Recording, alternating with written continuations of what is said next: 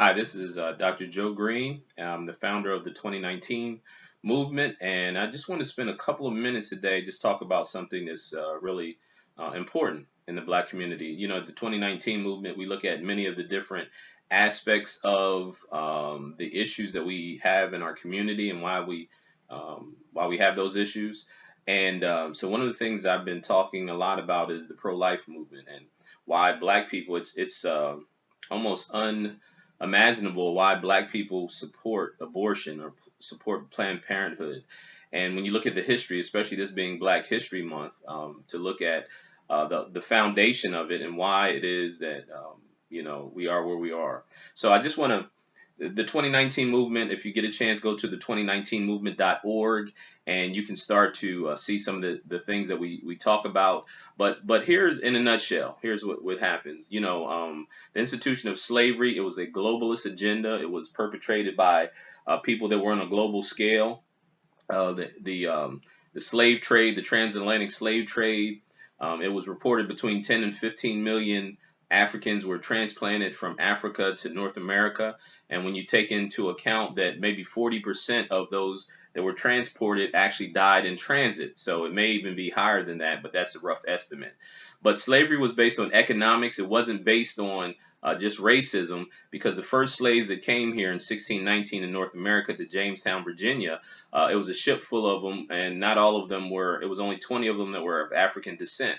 But what happened was the narrative of slavery was able to be perpetrated or perpetuated, I should say, because of the fact that the people from Africa, physically, they looked a lot different than the Europeans, and also because culturally, Africa was a lot different than Europe. So it was easier to push the agenda that they were less than human. One of the things that I talk about in the 2019 movement, if you see here, this is Charles Darwin's book. Is called The Origin of Species Through Natural Selection. The subtitle is uh, the preservation of favored races in the struggle for life. The preservation of favored races in the struggle for life. So all the things that I talk about in the 2019 movement and all the things that I present to you, I have all the evidence to back it up. I have the documentation. I have books that were written by the people that I'm quoting, et cetera, et cetera. So this issue of slavery, of course, we know it was perpetrated by those who said that blacks were less than human. Also, when you take into account that after slavery was abolished, that there were families and corporations that became very wealthy off the slave trade. So you have like the Rockefeller family, that was one of the more instrumental families, the Ford family, the Carnegie family, the other families, very wealthy families. Rose up as a result of this. Then when you look at corporations like Wells Fargo, you look at some banking corporations, you look at insurance companies and other industries that profited greatly off of slave labor. So now you have the slaves that were, and like I said, it was based on economics. So now you have these slaves that were freed. So these families and these corporations no longer receive the benefit of free labor. And then you keep in mind also that one of the things that the slave masters did was they encouraged slaves to procreate. So if you were a slave owner and you had two slaves, a male and a female, you would encourage them to have as many children as possible, because that's more slave labor. You could profit off of it. So you encourage these big families. So now you have the abolition of slavery. You have all of these people of African descent, all these black people in America that couldn't read and write because of the slave code. So they were illiterate. They didn't know how to work anywhere. Most of them worked on the plantation. They knew how to farm, but they didn't know how to run a farm, and they had nothing going for them. They were slaves. They were newly freed slaves. So they had what was called the Negro dilemma, or the Negro problem in America. Now, eugenics. How did eugenics stir up? See, eugenics is about race cleansing or ethnic cleansing. It comes from the Greek word eugenes, which means good genes. And so the eugenics movement stirred up soon after the abolition of slavery, and it was probably actually stirred up before that, if you go down through history. But notably, for our purposes, we look at it when it happened after the abolition of slavery. So you had the Rockefeller family, the Rockefeller Foundation, that began to fund eugenics. Eugenics, the strategy to solve the Negro problem was through population control and depopulation. Those were the two primary aspects of it. And I don't have time to get into both of those. If you get a chance, go to the 2019movement.org. You can go on YouTube. I have a couple of the video presentations where I go through the whole story. It gives you more insight into what we're talking about. Like I said, I have all the documentation to back it up. One thing about the enemy is he's bold with his. So he has it. It's public record. The stuff that I'm sharing with you, there are books. There's all these other things. So the Rockefeller family actually started funding the eugenics movement. The eugenics movement started in the United States. It was reported that it was started in California. The Rockefeller family not only funded the eugenics movement, but they paid colleges and universities to research this. And what they would do is they would come up with studies to prove that blacks were inferior to whites. I showed you Charles Darwin's book.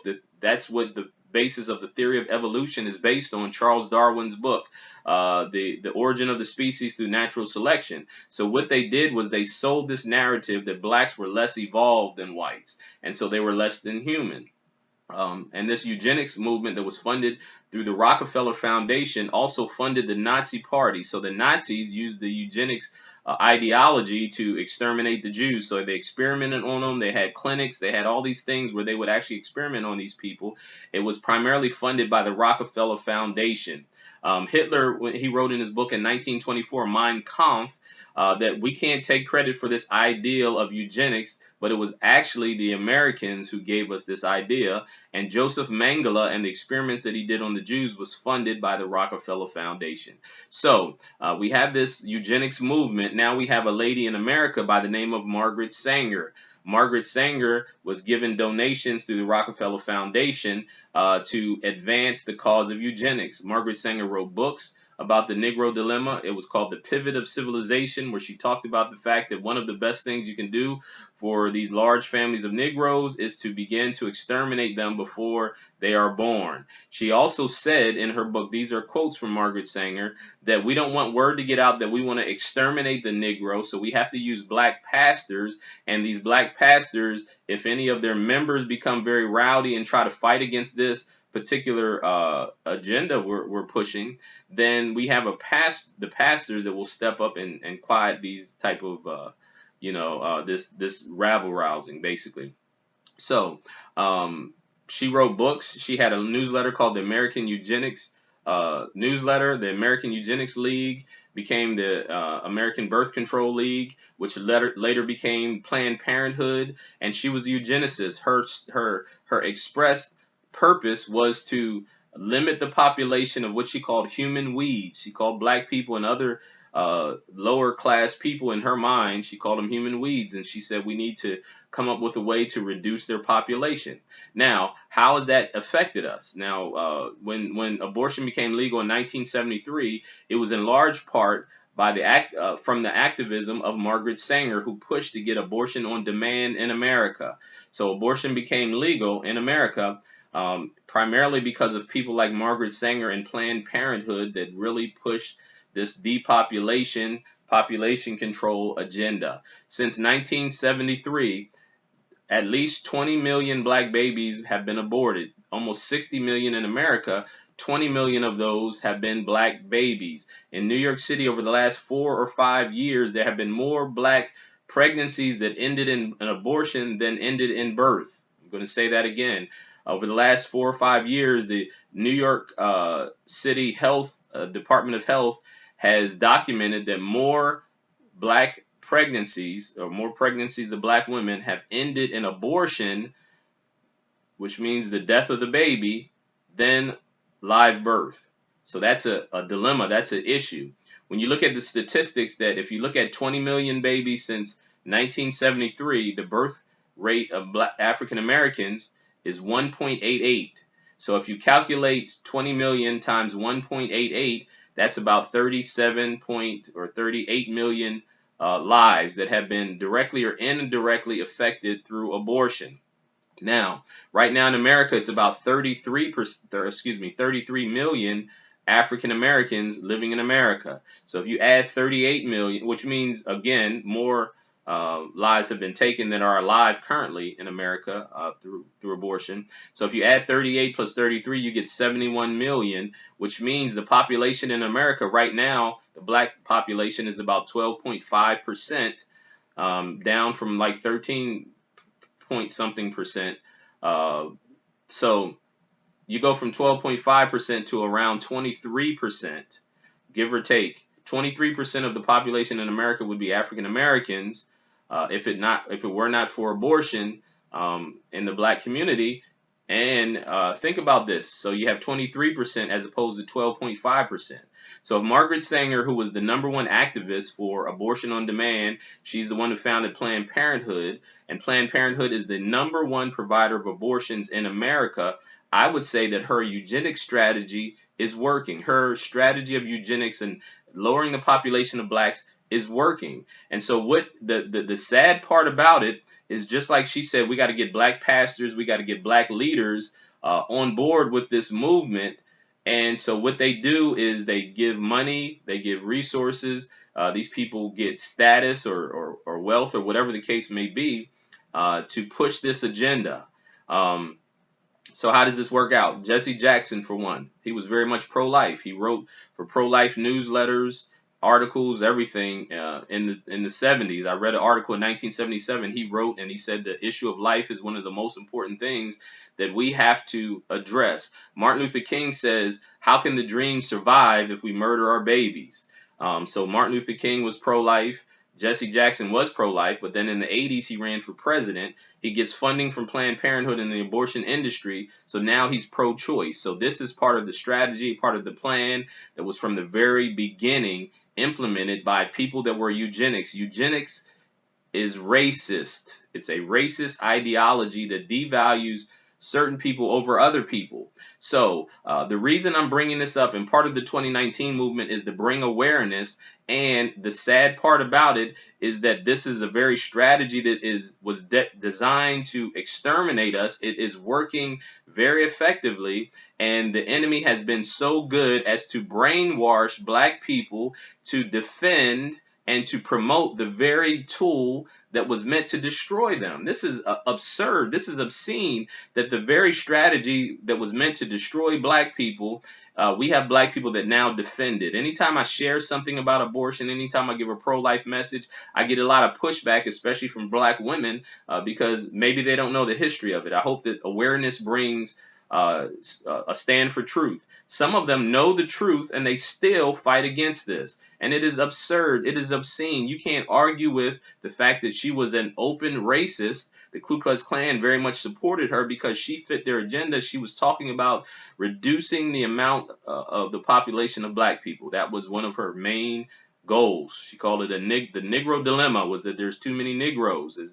That's her ideology. She puts the plan in place, and the plan has exterminated directly 20 million, and possibly up to 38 million black lives have been negatively affected, at least because of abortion in America.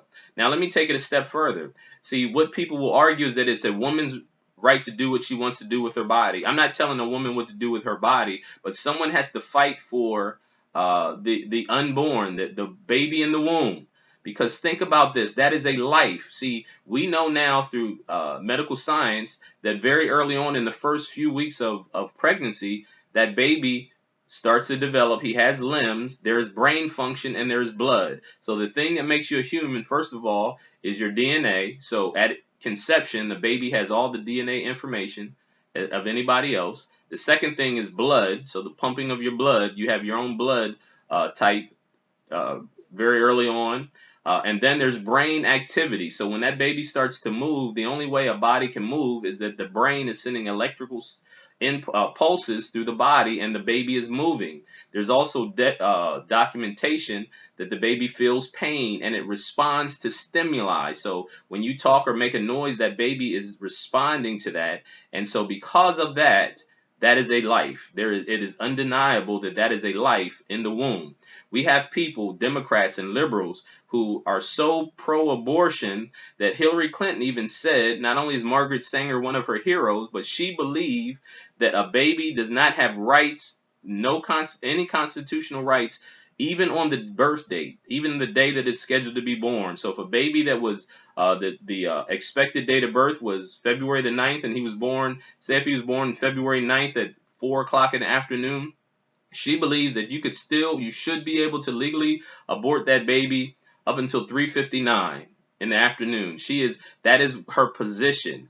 And when you understand how wicked that is, first and foremost, anybody that has a baby, you know that that baby is a baby. Even when it's kicking, it's moving around, it's responding to stimuli, it's a human being. So how can we ever justify destroying that life even right before it was born? So the enemy has been very good. The tools of our oppression and destruction, the enemy has brainwashed us to defend it.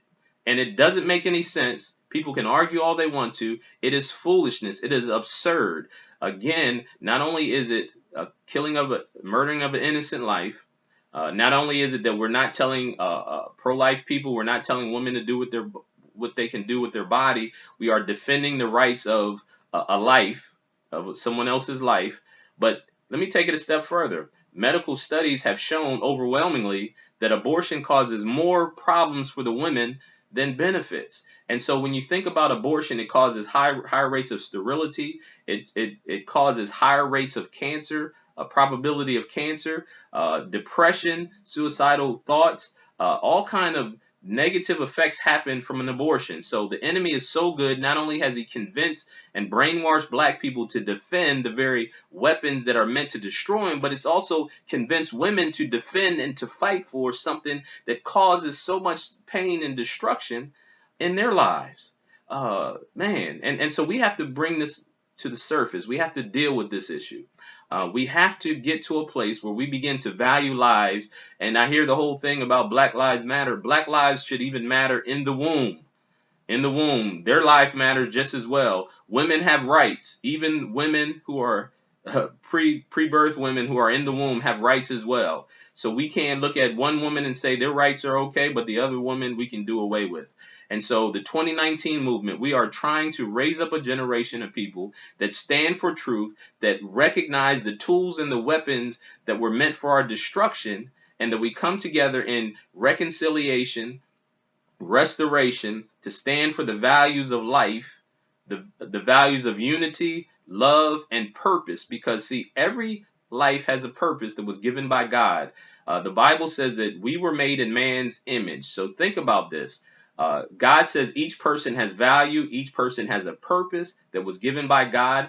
Every person has some type of contribution that God has given them to make to society. So when we destroy lives, not only do we steal them of their purpose, but we also steal that contribution to society. So we might have had a person who had the cure for cancer inside of them, and we destroyed it. We might have had the person who had the solution for peace. We might have had the person inside of us, and we might have had the person that had inside of them an invention that could help society, help the world, but we destroyed it because we've allowed for certain lives to be valued and other lives to be devalued.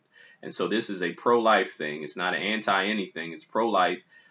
It's pro reconciliation. We want to reconcile, because when we understand that the bigger enemy is not the white person across the street from you, it is a globalist thing. It's a big picture thing.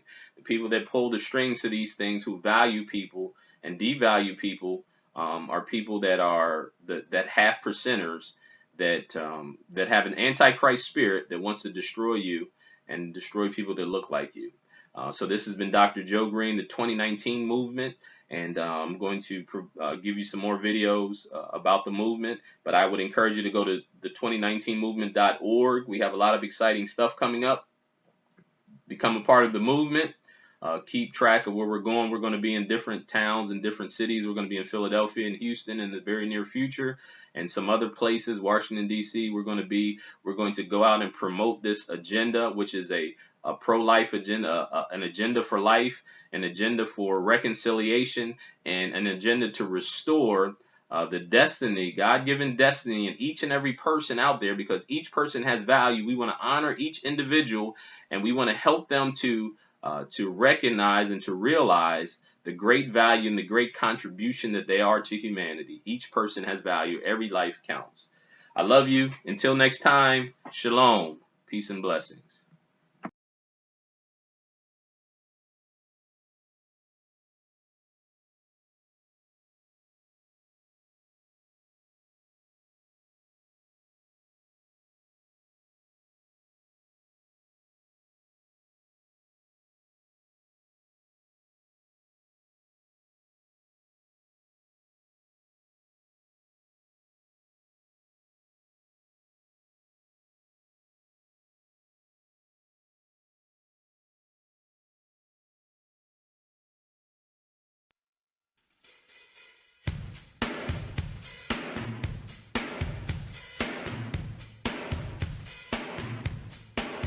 I prefer the word progressive, which has a real American meaning, going back to the progressive era at the beginning of the 20th century.